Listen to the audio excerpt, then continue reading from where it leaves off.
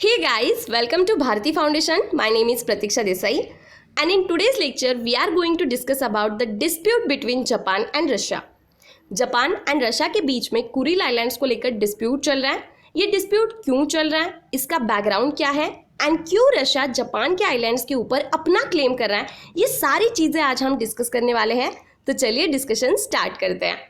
लेकिन उससे पहले एक बार आपको बताना चाहती हूँ कि अगर आप कोल्हापुर से बिलोंग करते हैं तो अभी आपको कॉम्पिटिटिव एग्जाम की प्रिपरेशन के लिए पूना मुंबई जाने की कोई ज़रूरत नहीं है, क्योंकि कोल्हापुर में ही हमने आपके लिए भारती फाउंडेशन की नींव रखी है, जहां पर आप कॉम्पिटिटिव एग्जाम्स जैसे कि एमपीएससी, बैंकिंग, पीएसआई सभी की प्रिपरेशन आसानी से कर सकते हैं. फैबुलस एंड स्पेशियस क्लासरूम्स के साथ साथ यहाँ पर आपको टेक्नोलॉजी बेस्ड टीचिंग प्रोवाइड की जाती है. सो ओवरऑल आप लर्निंग का एक अमेजिंग एक्सपीरियंस कोल्हापुर में ही पा सकते हैं. सो कोल्हापुर कर अब देर किस बात की है, चलिए आज ही भारती फाउंडेशन में अपना एडमिशन फिक्स करते हैं. यहाँ पर आपको एड्रेस दिया गया है A ward near 8 number school, old Washinaka road, Shivaji Peth, Kolhapur. And हमारे कॉन्टैक्ट नंबर्स है 9175057465 और 9766155566. सो इनमें से किसी भी कॉन्टैक्ट नंबर पर कॉल करके आप अपनी क्वेरीज भी पूछ सकते हैं, प्लस हमारी इंस्टीट्यूट को भी विजिट कर सकते हैं. सो चलिए अभी डिस्कशन स्टार्ट करते हैं. सो देखिए, कुरिल आइलैंड्स को लेकर अभी जापान एंड रशिया के बीच में डिस्प्यूट चल रहा है. जापान का ये मानना है कि रशिया ने जापान के 4 आइलैंड्स को इलीगली ऑक्यूपाई किया है. कहाँ पर ऑक्यूपाई किया है, तो कामचटका पेनिनसुला के यहाँ पर जो जापान के 4 आइलैंड्स हैं उनको रशिया के द्वारा इलीगली ऑक्यूपाई किया है, ऐसा जापान का मानना है. तो चलिए सबसे पहले मैप पर देख लेते हैं कि ये कामचटका पेनिनसुला कहाँ पर आता है और एग्जैक्टली कुरिल आइलैंड्स कहाँ पर आते हैं, क्योंकि अभी सभी कॉम्पिटिटिव एग्जाम्स में मैप बेस्ड क्वेश्चंस बहुत सारे पूछे जाने लगे हैं, तो ऑब्वियसली मैप के ऊपर आपको क्वेश्चन पूछा जा सकता है. तो चलिए एक बारी मैप में देख लेते हैं. सो ये है हमारी अर्थ. यहाँ पर आप सबसे पहले इंडिया को देख सकते हैं. ये है हमारा प्यारा इंडिया. इंडिया के ऊपर आपको आर्टिक ओशन के आसपास रशिया देखने को मिलेगा. और जैसे कि आप क्लियरली देख सकते हैं, ये जो रशिया का एक्सपांशन है वो इस तरीके से पैसिफिक ओशन तक आया है, राइट. तो ये जो रशिया का ईस्टर्न मोस्ट पार्ट है इसको कामचटका पेनिनसुला बुलाते हैं, ठीक है. इसके अलावा इंडिया के कंपेयर में ही अगर हम जापान की लोकेशन देखें तो अगेन ये है हमारा इंडिया. इंडिया के ईस्टर्न में पैसिफिक ओशन में आपको ये जापान देखने को मिलेगा. और जापान का ये जो ऊपरी हिस्सा है नॉर्दर्न पार्ट, ये है इनका होक्काइडो आइलैंड, ठीक है. तो जापान आइलैंड से बना हुआ है, ये आपको पता होगा. तो इनका जो नॉर्दर्न मोस्ट आइलैंड है वो है होक्काइडो आइलैंड. तो इस होक्काइडो आइलैंड के बीच में एंड रशिया का जो ये कामचटका पेनिनसुला है इसके बीच में आपको छोटे छोटे आइलैंड की एक रेंज देखने को मिलेगी. इसको हम कुरिल आइलैंड्स बोलते हैं. और इन्हीं कुरिल आइलैंड्स को लेकर जापान एंड रशिया के बीच में अभी डिस्प्यूट चल रहा है, ठीक है. सो यहाँ पर आप अपने एग्जाम पॉइंट ऑफ व्यू से एक चीज़ ज़रूर याद रखना कि जो कुरिल आइलैंड्स है कौन से ओशन बॉडी में आते हैं, तो ये पैसिफिक ओशन में आते हैं, स्पेसिफिकली नॉर्दर्न पैसिफिक ओशन में, ठीक है. एंड कुरिल आइलैंड्स को लेकर कौन कौन से कंट्रीज के बीच में डिस्प्यूट चल रहा है, तो एक तरफ है जापान एंड दूसरी तरफ है रशिया, ठीक है. ये भी चीज़ पूछी जा सकती है कि कुरिल आइलैंड कौन कौन से कंट्रीज के बीच में पड़ता है, तो जापान एंड रशिया के कामचटका पेनिनसुला के बीच में पड़ता है, ठीक है. सो जापान के द्वारा ये जो कुरिल आइलैंड्स है उनको नॉर्दर्न टेरिटरीज के नाम से बुलाया जाता है एंड रशिया के द्वारा इनको कुरिल्स के नाम से बुलाया जाता है. ये चीज़ भी आपको याद रखनी है. और ये जो कुरिल आइलैंड्स को लेकर रशिया और जापान के बीच में डिस्प्यूट है वो कुछ अब का डिस्प्यूट नहीं है, ये बहुत ही पुराने समय से ऑलमोस्ट सेकेंड वर्ल्ड वार के समय से ही चला आ रहा है. इसके बारे में हम आगे डिस्कस करेंगे, डोंट वरी अबाउट दैट. लेकिन एक चीज़ ज़रूर याद रखना कि लास्ट टाइम इन आइलैंड्स को लेकर रशिया और जापान के बीच में जो डिस्प्यूट हुआ था वो 2003 में हुआ था. 2003 में जापान की जो फॉरेन मिनिस्ट्री है उन्होंने रशिया को डायरेक्टली ब्लेम किया था कि आप हमारे आइलैंड के ऊपर इलीगल ऑक्यूपेशन कर रहे हैं. लेकिन उसके बाद अगर हम 2022 तक की बात करें, मतलब पिछले 20 सालों की बात करें, तो ऑब्वियसली रशिया और जापान के बीच में जो रिलेशन है बहुत अच्छे खासे चल रहे थे. कुरिल आइलैंड्स को लेकर भी ज़्यादा कुछ डिस्प्यूट नहीं था.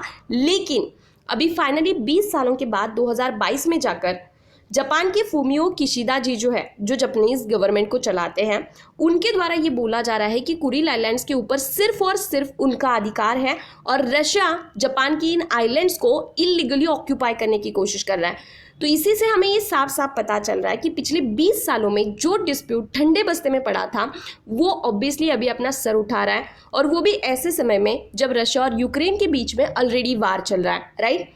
तो ये काफ़ी ज़्यादा कंसर्निंग चीज़ है, क्योंकि हो सकता है इन कुरिल आइलैंड्स को लेकर आने वाले समय में रशिया और जापान के बीच में भी वार शुरू हो, राइट। तो ये काफ़ी कंसर्निंग चीज़ है। तो चलिए देख लेते हैं अभी इसका एग्जैक्ट बैकग्राउंड क्या है और क्यों रशिया जापान की आइलैंड्स के ऊपर अपना क्लेम कर रहा है, ठीक है। तो इसका बैकग्राउंड आपको सेकेंड वर्ल्ड वार के दौरान देखने को मिलेगा। सेकेंड वर्ल्ड वार में आपको पता होगा कि दो पावर्स थी, मतलब दो ग्रुप्स बने थे।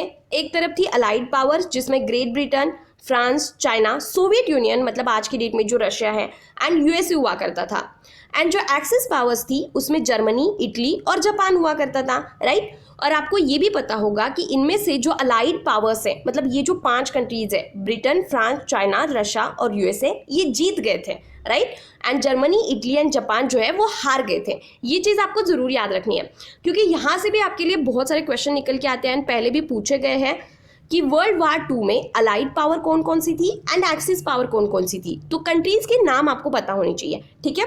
सो एग्जैक्टली हुआ क्या था आपको, जैसे मैंने आपको पहले बताया कि सेकेंड वर्ल्ड वार में जो अलाइड पावर्स है उन्होंने एक्सिस पावर्स के ऊपर जीत हासिल की थी, राइट। सो बेसिकली यहाँ पर हम ये बोल सकते हैं कि यूएसएसआर मतलब रशिया के द्वारा जापान के ऊपर जीत हासिल की थी। तो रशिया को ये लगने लगा कि अभी जापान ने जो जो टेरिटरी लॉस की है, जैसे कि जापान ने अगर कुरिल आइलैंड्स को लॉस किया है तो वो अभी रशिया को बिलोंग हो गए, क्योंकि जापान तो हार चुका है, राइट। लेकिन जापान के द्वारा ये आर्ग्यू किया जाता है कि ये जो कुरिल आइलैंड्स है उनके ऊपर जापानीज के द्वारा 16वीं सेंचुरी में ट्रैवल किया गया था। सो ऑलमोस्ट रशिया से 200 साल पहले जापान इन कुरिल आइलैंड्स के ऊपर पहुंच गया था। सो बेसिकली इसके हिसाब से अगर हम देखें तो इन आइलैंड्स के ऊपर जापान का ही राइट आता है, जापान का ही क्लेम आता है, ठीक है। तो जापानीज गवर्नमेंट के द्वारा ये बोला जाता है कि अगर हमने 200 साल पहले इन कुरिल आइलैंड्स को ढूंढा था, खोजा था, तो इनके ऊपर हमारा अधिकार आता है, ठीक है। लेकिन रशिया क्या बोलता है कि सेकेंड वर्ल्ड वार में आपने जो जो टेरिटरी लॉस की थी, जैसे कि आपने अगर कुरिल आइलैंड्स को लॉस किया था तो वो अभी रशिया को बिलोंग करते हैं। तो तभी से लेके ये डिस्प्यूट चला रहा है, ठीक है।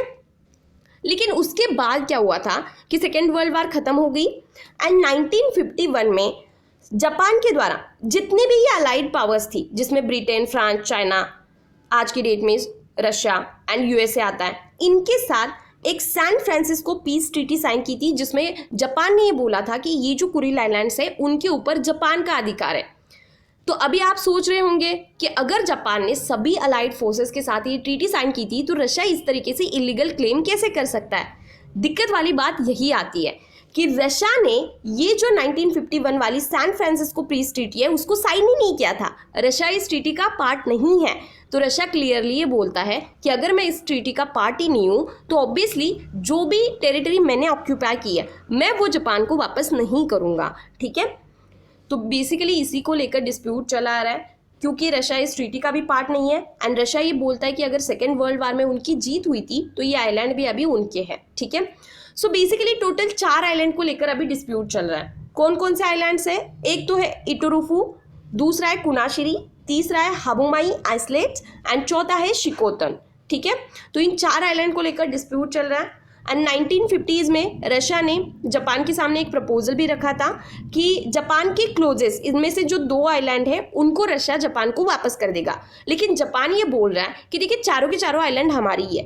तो आप इस तरीके से प्रपोजल कैसे रख सकते हैं कि 2 आइलैंड वापस दूंगा, 2 आइलैंड हमारे पास रखूंगा? ऐसा तो नहीं हो सकता। अगर सारे आइलैंड हमारे हैं तो ऑब्वियसली सभी के सभी आपको लौटाने चाहिए।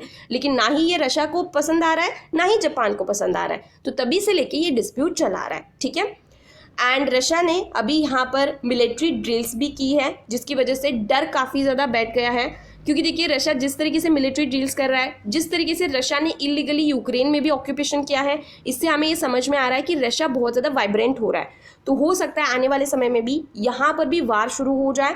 लेकिन इससे होगा क्या कि इंडो पैसिफिक रीजन में जो पीस एंड स्टेबिलिटी हमने बना के रखी है वो कहीं ना कहीं खतरे में आ जाएगी, जो कि अगेन कंसर्निंग चीज़ है। सो होपफुली आपको ये पूरा आर्टिकल समझ में आ गया होगा। अगर कहीं पर भी डाउट है तो मुझे कमेंट में बताना बिल्कुल मत भूलिएगा। और चलिए देखते हैं अभी आपको ये जो पूरा आर्टिकल है कितना समझ में आ गया है। तो इसके रिगार्डिंग मैं आपको यहाँ पर 2 क्वेश्चन पूछने वाली हूँ जिसके आंसर आपको कमेंट में देने हैं, ठीक है। आपके लिए फर्स्ट क्वेश्चन है, कुरिल आइलैंड जो है इनमें से कौन से ओशन बॉडी में स्थित है वो आपको मुझे बताना है। आपके लिए ऑप्शन से A Arctic Ocean, B Pacific Ocean, C Atlantic Ocean and D Indian Ocean. चलिए फटाफट से आंसर कीजिए। एंड आपके लिए दूसरा क्वेश्चन है, यहाँ पर आपको कुछ कंट्रीज के नाम दिए गए हैं और आपको ये बताना है कि वर्ल्ड वार 2 के दौरान इनमें से कौन सी कंट्री अलाइड पावर्स का पार्ट नहीं थी, ठीक है, मतलब अलाइड पावर नहीं थी। तो यहाँ पर भी आपके लिए ऑप्शन है A Japan, B China, C USA and D France. चलिए इसका भी आंसर दीजिए तो देखते हैं आपको कितना ये आर्टिकल समझ में आ गया है। सो फाइनली ये हमारे इस वीडियो का अंत। अगर आपको ये वीडियो पसंद आया हो तो प्लीज़ इसे ज़्यादा से ज़्यादा लाइक और शेयर ज़रूर कीजिएगा ताकि हम भी इसी तरीके की वीडियो बनाने के लिए मोटिवेट रहें। और इसी तरीके के अदर एजुकेशनल वीडियोस देखने के लिए आप हमारे चैनल को सब्सक्राइब भी कर देना ताकि हमारा चैनल ग्रो हो पाए। So thank you so much for watching this video and all the very best for your exams.